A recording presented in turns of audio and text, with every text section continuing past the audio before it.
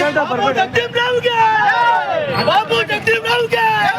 Doctor ಬಾಬಾ ಅಂಬೇಡ್ಕರ್ ಅವ್ರಿಗೆ, doctor ಬಾಬಾ ಅಂಬೇಡ್ಕರ್ ಅವ್ರಿಗೆ ಜೈ ಮಾದಿಗ, ಜೈ ಮಾದಿಗ, ಜೈ ಮಾದಿಗ, ಜೈ ಮಾದಿಗ. ಮಾದಿಗ ಮೀಸಲಾತಿ ಹೋರಾಟಕ್ಕೆ, ಮಾದಿಗ ಮೀಸಲಾತಿ ಹೋರಾಟಕ್ಕೆ.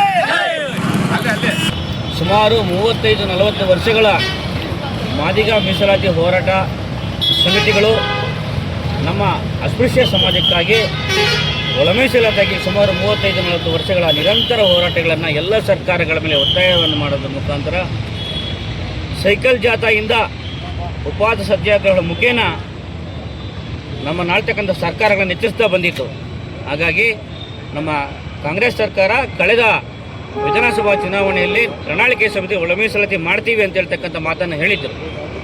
ಹಾಗಾಗಿ ಸುಮಾರು 2.5-3 ವರ್ಷಗಳ ಸಮೀಪದಲ್ಲಿ ಅನೇಕ ಕ್ಯಾಬಿನೆಟ್ ಸಮಿತಿಗಳು, ಉಪಸಮಿತಿಗಳು, ಆಯೋಗಗಳ ರಚನೆ ಮಾಡಿ ತದನಂತರ ಜಾತಿ ಗಣತಿಯನ್ನು ಮಾಡಿ ನಮ್ಮ ಸಮುದಾಯದ ಅಂಕಿಅಂಶಗಳನ್ನು ಕಲೆ ಹಾಕಿ ಅದರ ಜೊತೆಗೆ ಸುಪ್ರೀಂ ಕೋರ್ಟಿನ ಆದೇಶದ ಮೇರೆಗೆ ಹಲವಾರು ಯೋಜನೆಗಳನ್ನು ರೂಪಿಸಿ ಕೂಡ ಈ ದಿನ ಮಾನ್ಯ ನಮ್ಮ ಸಿದ್ದರಾಮಯ್ಯನವರ ಸರ್ಕಾರ ಹಾಗೂ ನಮ್ಮ ರಾಷ್ಟ್ರೀಯ ನಾಯಕರಾಗಿರ್ತಕ್ಕಂಥ ಶ್ರೀಮಾನ್ KH ಮುನಿಯಪ್ಪನವರ ಅನೇಕ ಸಲಹೆಗಳು, ಅವರ ಮಾರ್ಗದರ್ಶನದಲ್ಲಿ ಇಡೀ ನಮ್ಮ ರಾಜ್ಯಕ್ಕೆ, ನಮ್ಮ ಸಮುದಾಯಕ್ಕೆ, ಮಾದಿಗ ಸಮುದಾಯಕ್ಕೆ ಒಂದು ಐತಿಹಾಸಿಕವಾಗಿರ್ತಕ್ಕಂಥ ನ್ಯಾಯವನ್ನು ಬಾಬಾ ಸಾಹೇಬ್ ಅಂಬೇಡ್ಕರ್ ಬರೆದಿರ್ತಕ್ಕಂಥ ಸಂವಿಧಾನದ ಅಡಿಯಲ್ಲಿ ನಮಗೆ ಈ ದಿನ ದೊರಕಿರ್ತಕ್ಕಂಥದ್ದು, ಕ್ಯಾಬಿನೆಟಲ್ಲಿ ತೀರ್ಮಾನ ಮಾಡಿರ್ತಕ್ಕಂಥದ್ದು ನಮ್ಮ ಸಮುದಾಯಕ್ಕೆ ಬಹಳ ಸಂತೋಷ ಆಗಿದೆ. ಹಾಗಾಗಿ ಈ ದಿನ ನಮ್ಮ ಸರ್ಕಾರಕ್ಕೆ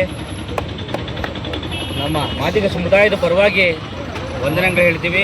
ಹಾಗೆಯೇ ಸುಮಾರು 35 ವರ್ಷಗಳ ಹೋರಾಟದಲ್ಲಿ ಅನೇಕ ನನ್ನ ಸಮುದಾಯದ ಹಿರಿಯರು, ಯುವಕರು, ಮಿತ್ರರು ಕೂಡ ಸಾವನ್ನಪ್ಪಿದ್ರು, ಆಕ್ಸಿಡೆಂಟ್ಗಳು ಕೂಡ ಆಗಿತ್ತು, ಲಾಠಿ ಚಾರ್ಜಲ್ಲಿ ಬಲಿಯಾಗಿದ್ದರು.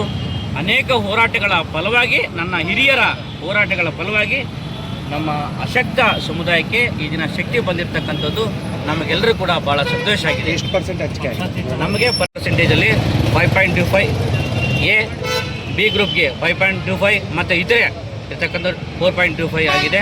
ಇದರಲ್ಲಿ ನಮಗೆ ಸಿಕ್ಕಿರ್ತಕ್ಕಂಥದ್ದು ಐತಿಹಾಸಿಕ ಗೆಲುವಿಗೆ, ಈ ಗೆಲುವನ್ನು ನನ್ನ ಸಮುದಾಯದ ಅನೇಕ ಹೋರಾಟಗಾರರಿಗೆ ಮಂದಕೃಷ್ಣ ಮಾದಿಗ ಹಾದಿಯಲ್ಲಿ ನಮ್ಮ